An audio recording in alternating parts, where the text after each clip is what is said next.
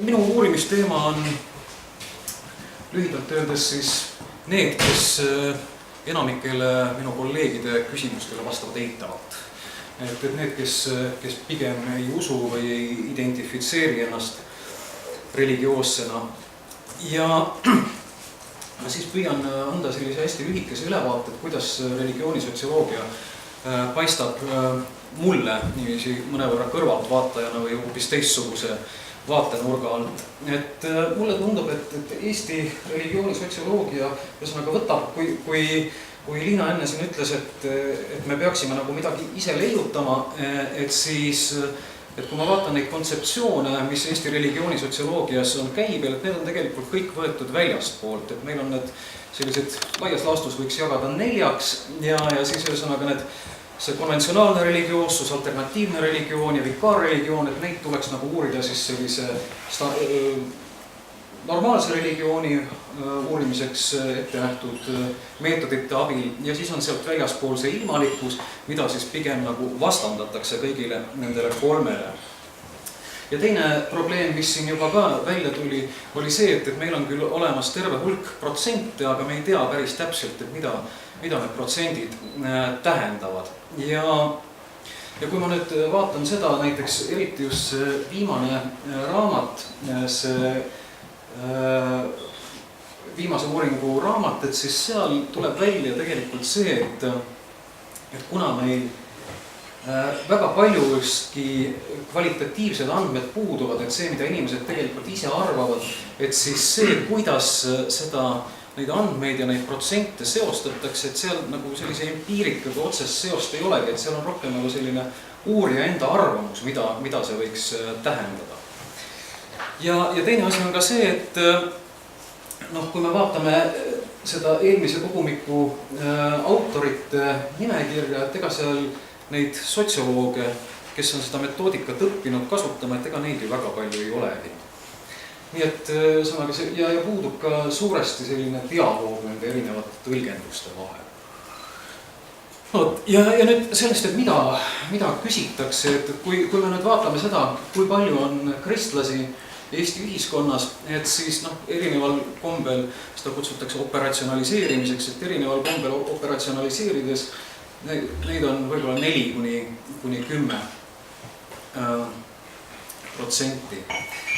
Aga et sellest hoolimata see elust, usust, usuelust küsimustik on hästi kristluse keskne. Ma lihtsalt huvi pärast lugesin üle ka, et seal oli 119 küsimust ja üldist moraali sellest puudustades 9 küsimust, siis uskumuste põhiplokist olid 15 olid kristlikud ja siis järele jäi 74, millest 51 olid ka nagu selgelt kristluse kohta käivad. Nii et kui öeldakse, et see elust, usust, usuelust kaardistab nagu Eesti religioosse maastikku mitmekülgselt, et siis tegelikult see ei vasta tõele, et uuritakse peamiselt inimese kristlikkust, nii et enamiku populatsiooni kohta me saame negatiivset informatsiooni. Ja selles mõttes ka, et kui nüüd eesmärgiks või nende uuringute eesmärgiks peaks olema inimeste kirikusse toomine, et kas siis see iseenda naba põrnitsemine on selleks kõige parem meetod või ei, et muidugi tuleb uurida neid, kes on hiljuti sinna tulnud, aga et võib-olla tasuks siiski pöörata tähelepanu ka nendele sellele nii-öelda potentsiaalsele klientuurile, kes ei identifitseeru kristluse ja üldse religiooniga. Nüüd, milliseid probleeme ma näen selle uuringute juures, et üks asi on muidugi see, et tuleb usaldada sotsiolooge, aga minu meelest on meil tõsine probleem just sellega, et need uuringute küsimused on testimata. Ja ma näen siin ka seda probleemi, et meie religiooni uurijatena oleme pidevalt selle probleemiga või religiooniga puutume kokku, aga enamik nendest, kellelt me neid küsimusi küsime, nemad ei ole ja siin ongi see religioosse keele küsimus. Nii et ma oma uuringute abil või nendest andmetest lähtudes, mis ma olen saanud, olen tuvastanud mingisuguse sellise asja, mida võiks nimetada keele sekulariseerumiseks, mis on siis seotud selle juba varem mainitud religioosse kirjaoskamatusega. Et siin on üks mõned näited selle kohta, et noh, see on see kuulus maailm, see ei ole piibel. Aga nüüd öelge, mis asi see on. See ka ei ole piibel. Aga mis see on? See on luterlik laudpostament. Ühesõnaga, teil on äärake, aga mis on selle tulemus või selle taga on see, et see inimene, kes sellise kuulutuse pani, tal pole vähimat aimu, mida ta on luterlik. Tema jaoks on, Tallinnas oli eelmise sajandi alguses oli Luteri mööblivabrik, kus see laud on toodetud. Ja nüüd, kui me lähme selliste inimeste käest küsima, kas sa oled luterlane, küsimus on absoluutselt mõte.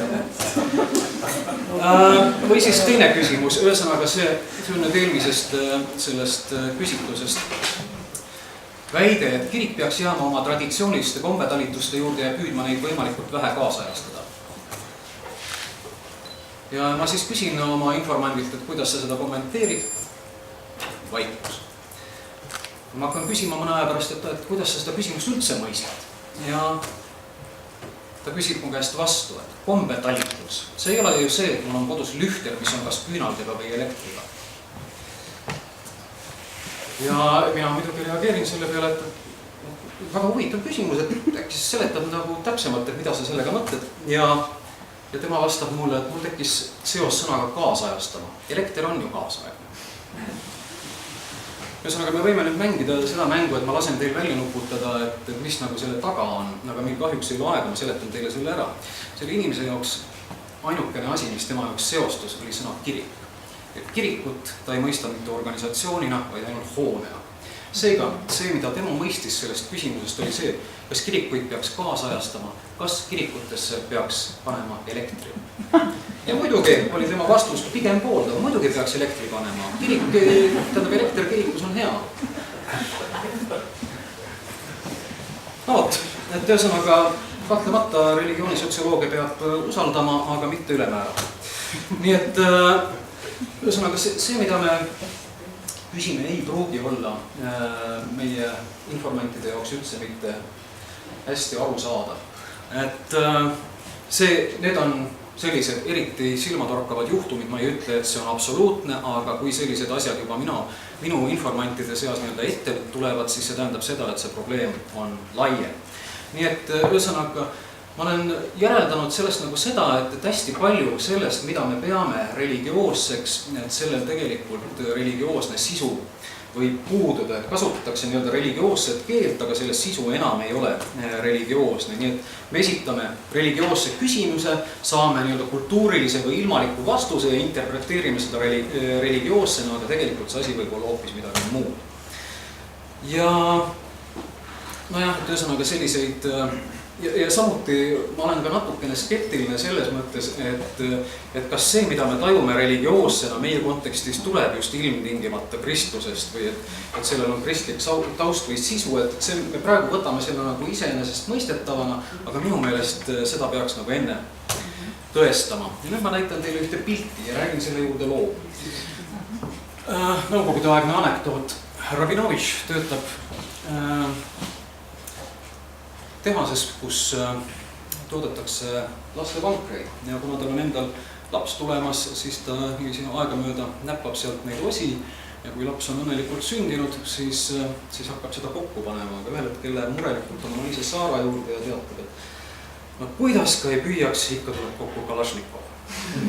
Ühesõnaga, mul on kuri katse, et meil on religiooni uuringutes on täpselt sama probleem, et meil on nagu mingisugused kontseptsioonid ja siis me uurime neid, lähme oma kontseptsioonidega inimeste juurde, saame nendele oma kontseptsioonidele kas kinnituse või ei saa kinnituse ja kogu aeg me nagu käime ühte sellist ringi ratast.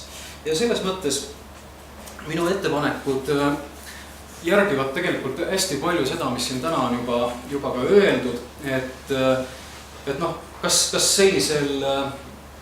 selliste testimata küsimuste esitamisel on üldse nagu mõtet või ei ole, et aga võib-olla läheneks nagu hoopis teistmoodi, et praegu see EKN-i elust usust usuelust, et ta on nagu selline poolteaduslik lähenemine, et ühest küljest ta on sellise praktilise teoloogia suunitlusega, kõik need artiklid, mida kirjutavad teadlased, et need on nagu kirjutatud sellise mõttega, et sellest peaks aru saama ka inimene, kes iga päev selle teadusega ja teadusliku terminoloogia kokku ei puutu. Et ühesõnaga, see on selline nii rõbe nii miassa. Et äkki võtaks hoopis sellise hoiaku, et tegeleks päris teadusega, et ongi ja pärast seda uuriks nagu, et kas sealt on võimalik ka midagi sellist praktilist välja imeda. Ja ühesõnaga, et mis puudutab praegust seda elustusust, usuelust küsimustikku, et need on täis küsimusi, mida lihtsalt ei kasutata või mis toodavad ainult müra. Ma olen natukene neid testinud, seal on mitmeid, mis on väga problemaatilised. Seega ma panen ette, et kui otsustatakse siiski selline kvantküsitlus teha, et siis tuleks neid küsimusi kõvasti kontrollida. Minu ettepanek on selleks, et asi oleks objektiivsem, kutsuda kõrvale ka teisi, kes ei ole igapäevaselt religiooniga kokkupuutes, kellel oleks nii-öelda neutraalsem pilk. Mina kutsuksin sinna hea meelega juurde ka välismaa kolleege, kellel on sootuks oma arusaam lootuses, et sellest võib midagi tulla. Ma olen rääkinud näiteks Linda Woodheadiga, kes on praegu üks enim tunnustatud religioonisotsioloogia maailmas, kellel on oma selline moodul, mida ta on testinud juba Inglismaa kontekstis. Ta on nõus selle eest, et Eestis see moodul sisse lülitataks, ta on nõus meid lihtsalt konsulteerima. Igasuguseid teisi võimalusi on veel, kuidas läheneda. Välismaa kolleegid on huvitatud meie situatsioonist.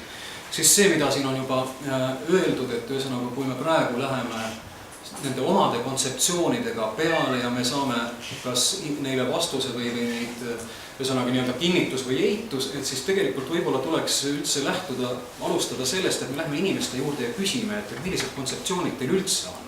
Et lähtuda nagu nendest ja hakata inimestega rääkima seda keelt, millest nad aru saavad. Et alustada ka just kvalitatiivsetest uuringutest ja alles pärast seda minna kvantitatiivsete juurde. Et samamoodi me ei pea tegema, kui meil on rahapuudus, et me ei pea tegema omaenda uuringut, vaid me võime osta õiguse olla mingisuguses suuremas uuringus omaenda mooduliga, omaenda küsimustega. Ja et võib-olla tasuks üldse mõelda selle peale, et vaheldada, et ühel aastal iga 5 aasta tagant teha näiteks kvantitatiivsed uurimused, järgmisel aastal või järgmise 5 aasta tagant teha kvalitatiivsed uurimused, et ühesõnaga neid võimalusi on hästi palju. Ja et kui nüüd rääkida sellest, et mida peaks uurima või mida võiks uurida, et minu enda uurimisteema koha pealt mina muidugi pakuksin, et uurime mittereligioosseid, et need, kes on nii-öelda see potentsiaalne kiriku klientuur. Ja uurida seda siis sellisel moel, et suurendada ka näiteks seda hulka, keda me küsitleme, et need andmed oleksid ka üldistatavad kogu ühiskonna kohta. Siis üks teema, mis mulle on silma jäänud, mis ma arvan võiks olla oluline, on see toetus või tolerantsus. Et praegune seis on see, et kui on see küsimustele annab vastata niiviisi, et pooldan täiesti, pigem pooldan, pigem ei poolda ja üldse ei poolda. Et tüüpiline arusaam on see, et kui sa oled kuskil ühel pool, siis seda kõike loetakse kokku pooldamiseks, aga see pigem grupp on tegelikult hästi huvitav ja nende oma uurimuste põhjal, mis ma tegin, et tegelikult seal ei ole nii palju pooldamist, kui palju mulle tundub, et võiks olla lihtsalt tolerantsust mingisuguste ideede suhtes. Et see, mida me tegelikult siiamaani oleme tõlgendanud, et sinna see võiks olla palju rohkem diferentseeritud. Ja kui me mõtleme näiteks sellest mittereligioossusest, see, keda siiamaani tõlgendatakse vastandajatena või vastandujatena, kui me tõlgendame seda pigem eristumisena, et siis see pakub meile tegelikult hoopis uusi võimalusi, kuidas sellest religioossest turuplatsist mõelda, ja võib pakkuda meile ka uusi lahendusi, kuidas neid inimesi rohkem või paremini kõnetada. Siis teine asi, mida peaks tegema kindlasti, et kui me uurime nüüd sellist konventsionaalset religioossust, siis tuleks lähtuda minoriteedi uurimise printsiipidest, nagu see ka niiviisi protsentuaalselt välja tuleb, et need, kes ennast religioosseks peavad, et need on ju vähemus. Ehe näide siin on nüüd see meie rahvaloendus 2011. aastal, kui küsiti seda, et millist usku sa omaks pead, ja kogu rahvastiku juures saime siis nii-öelda positiivse vastuse 29%, samas kui 71% kohta rahvastikust me ei saanud mitte mingisuguseid andmeid, välja arvatud see, et nad ei kuulu nende hulka, kes peavad omaks mingit religiooni, et see ei ole vist eriline töövõit, kui sa ei saa 71% kohta mingisugust infot. Ja ühesõnaga, mida ma näen veel, et peaks küsimused võiksid olla neutraalsemalt sõnastatud, ja üks alternatiiv on ka näiteks see, et näiteks elustusest, usuelust küsimuste jaotus võiks peegeldada religiooni tähtsuse osakaalu ühiskonnas. Et kui meil on 30% religioosseid või kristlasi, et siis me küsimegi 30% kristlikke küsimusi ja ülejäänute kohta küsime lihtsalt siis midagi muud, teistsuguseid. Ja siis ühesõnaga, kui nüüd minna näiteks seda teed, et hakata tegelema pigem kvalitatiivsete uuringutega, et siis on hästi huvitavaid asju võimalik teada saada. Näiteks kohtusin just Rootsi kolleegiga konverentsil, kes rääkis oma projektist, mida nad teevad Rootsis surnuaedades ja kes on siis jõudnud järeldusele, et see, mida inimesed teevad surnuaedas, on see, mida kirik loodab, et inimesed teeksid kirikus. Nad mõtlevad seal eksistentsiaalsete küsimuste üle ja nüüd küsimus ongi selles, et kuidas me nende inimeste juurde jõuame, kuidas nad panna kirikus tegutsema. Või siis mõista näiteks kogu seda küsimustikku läbi terviseparadigma, mis on iga inimese jaoks hästi oluline. Siis näiteks looduse küsimus, siin on mul Barbi Pilvre artikkel Mets on eestlase kirik. Mida me sellest peaksime õppima, eks ole? Seda laadi uurimused. Siis hiljuti sattusin kolleegiga kokku, kes rääkis väga innustunult seda, kuidas ta tegeleb talu taastamisega, külaelu edendamisega ja pool tundi täiesti hingestatult sellest ja sellest tuli välja, kuidas ta tegelikult, kuidas tema jaoks see annab tähenduse, funktsiooni tema elus, kuidas ta tunneb sellega seost selle abil Eesti ühiskonnaga, Eesti oma esivanemate, kõikide muude selliste asjadega. Ja kui me nüüd lähtume ainult puhtalt sellisest oma religioossete küsimuste plokist, siis me tegelikult selle kohta mitte mingisugust infot ei saa. Või siis näiteks artikkel Jaani kiriku orelist, et me saame teada, et on annetatud nii ja nii palju raha, et miks need inimesed seda teevad, kas nad annetavad näiteks selleks, et kirikul oleks hea või nad annetavad selleks, et lihtsalt meil oleks selline kultuuriline asi, et me läheme sinna, kasutame kirikut kui hoonet, ainult selleks, et seda kultuuri tarbida. Ma arvan, et natukene on nagu probleem sellega ka, et meie kõigi jaoks on see religioon selline hästi oluline sfäär, aga et nüüd me võtame selle ühe segmendi ja väidame, et see on nüüd nagu kõige olulisem, mida peaks uurima ja mille põhjal me saame tegelikult nende inimeste elu kohta väga palju öelda, et see ei pruugi nagu üldse tegelikult nii väga tõele vastata ja viimasel ajal on üha rohkem ja rohkem hakatud rääkima sellest, et võib-olla jätaks religiooni uuringud üldse kõrvale, et hakkaks uurima hoopis maailmavaateid või eksistentsiaalseid kultuure. Et ühesõnaga see, mida meie peame religiooniks, et mis on nagu selline üleüldiselt kattev kogu elu, sfääri kõikides tungiv, et see tegelikult ei pruugi üldse niiviisi olla, et religioon võib sama hästi olla ka nagu mitmed tänapäevased uurijad ütlevad juba situatiivne või selline momentreligioon, et mingisuguses situatsioonis me võime rääkida religioossest käitumisest, aga teises situatsioonis see inimene enam ei käitu religioosselt ja need väärtused, mida ta seal aluseks võtab, võivad olla hoopis midagi muud. Et siin ma viimasel ajal olen sattunud suurde vaimustusse Marc Chavez'i sellest seisukohast, mida ta nimetab religioosse sidususe eksituseks, et mille kohaselt siis need on 3 ekslikku seisukohta, et uskumused ja hoiakud moodustavad mingi tervikliku ja loogilise võrgustiku, et religioossete ideede ja käitumise vahel on seos, et praktikad siis tulevad otseselt uskumustest ja väärtushinnangutest ja viimaks siis see, et usulised ideed ja identiteedid on läbivalt olulised. Et nagu te aru saate, et siis ma natukene püüan teid provotseerida, aga et ma arvan, et nende küsimustega tegelikult lihtsalt peaks tegelema. Kui te nüüd esitate mulle tohutu hulga küsimusi, siis enamikele neist ma lihtsalt ei ole võimeline vastama, sellepärast et ma ei tea. Mõned aastad tagasi valgustas üks õpilane väga ilusasti, kui te esitate mulle küsimused ja, et sa oled kirikuõpetaja ja nii edasi, et ma tean küll, et sa pead niimoodi rääkima, aga ma vaataks nüüd asja natuke teise nurga, sest teil on küsimus täiesti lihtne, et sa räägid armastusest ja räägid hoolimisest ja teise inimese märkamisest ja kõigest sellest, et ja, aga seda kõike me teeme ilma jumalate ka. Et vabandust, et ma natuke rohkelt ütlen, aga tema küsimus on väga konkreetne. Mille kuradi pärast mul seda jumalat vaja.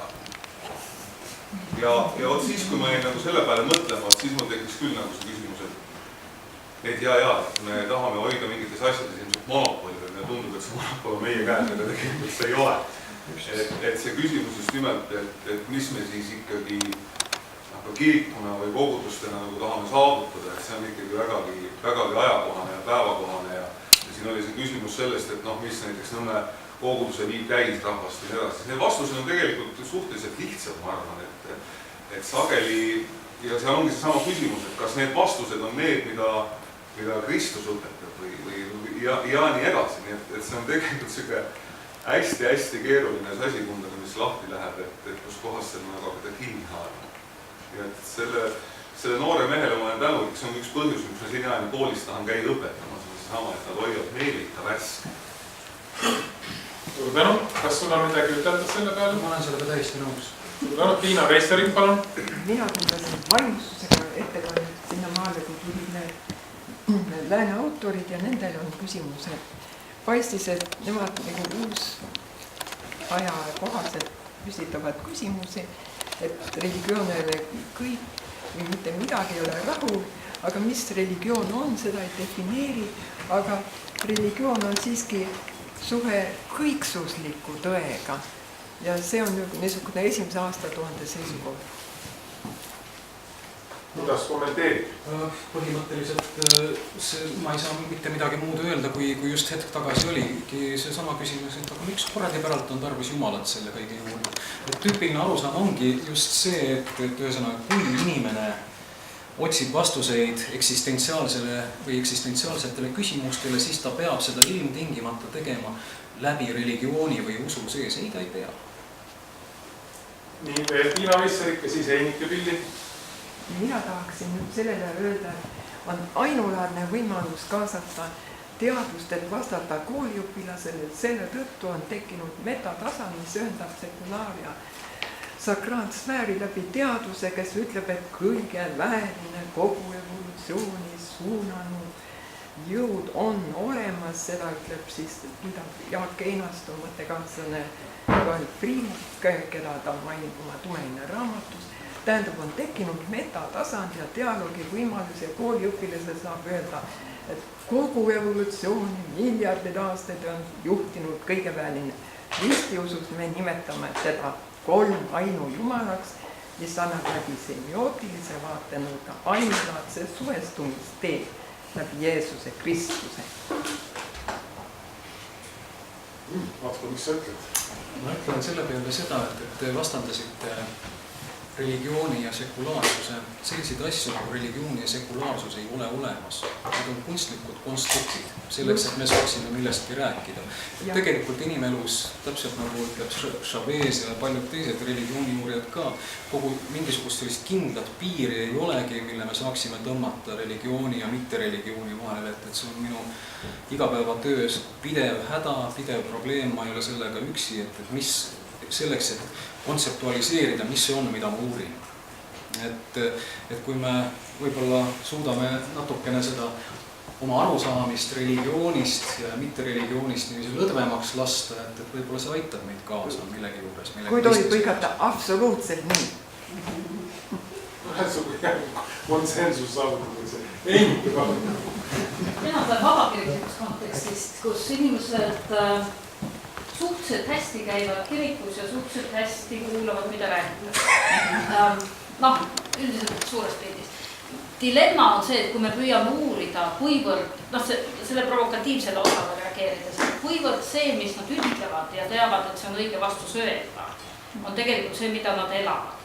Me loodame, et ikka elavad seda, mida nad ütlevad, aga ega me täpselt ei tea. Et ma küsiks siit, et kas on mingi selline uurimismeetod, mida võiks mõelda ja kaaluda, mis ainult ei küsi, mida nad siis ütlevad, kui nad südamest usuvad, vaid et me saaksime kätte selle päris valiidse tegeliku elu ka kuidagi. See on hästi lihtne meetod, seda kutsutakse tee joomiseks. Täiesti tõsiselt. Ma olen seda ise proovinud, see töötab.